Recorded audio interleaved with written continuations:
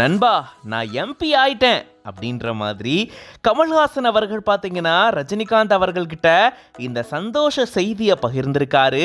அது தொடர்பான போட்டோஸை தான் ஷேர் பண்ணியிருக்காரு. புதிய பயணத்தை நண்பர் ரஜினிகாந்த் அவர்களோட பகிர்ந்துக்கிட்டேன், ரொம்பவே மகிழ்ச்சி அடைஞ்சேன் அப்படின்னு சொல்லி இப்படி ஒரு பதிவை தான் கமல்ஹாசன் அவர்கள் ஷேர் பண்ணியிருக்காரு. ராஜ்யசபா மெம்பரா கமல்ஹாசன் அவர்கள் தேர்வு செய்யப்பட்டதை தொடர்ந்து அதுக்கான ஆணை வழங்கப்பட்டிருக்கு. கூடிய விரைவில் அவர் பதவி ஏற்பாரு அப்படின்னு எதிர்பார்க்கப்படுது. இந்த நிலையில தான் அந்த ஆணையை வாங்கிட்டு ரஜினிகாந்த் அவர்களை போய் சந்திச்சிருந்திருக்காரு கமல்ஹாசன் அவர்கள். ரெண்டு பேருமே தமிழ் சினிமாவினுடைய உச்ச நட்சத்திரங்கள். சொல்ல போனா ரெண்டு பேருமே காம்படிட்டர்ஸ் அப்படின்னு தான் சொல்லணும்.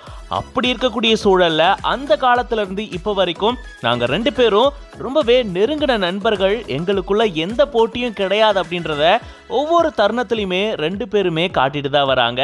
அந்த வகையில இப்படி ஒரு சந்தோஷ செய்திய முதல்ல போயிட்டு தன்னுடைய நண்பர் ரஜினிகாந்தை பார்த்து கமல்ஹாசன் தெரிவிச்சிருக்காரு.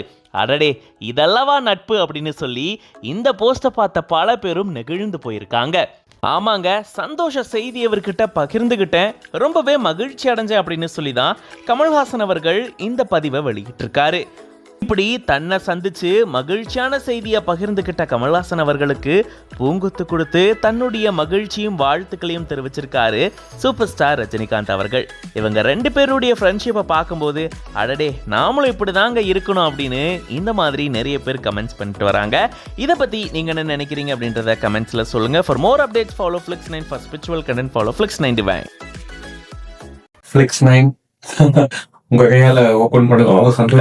Flix9 OTT வந்து எஞ்சாந்த வாழ்த்துக்கள். நல்லா வரட்டும், நல்ல படங்கள் வரட்டும், பெரிய லெவலில் வரட்டும். நான் வாழ்த்துறேன். தேங்க்ஸ்.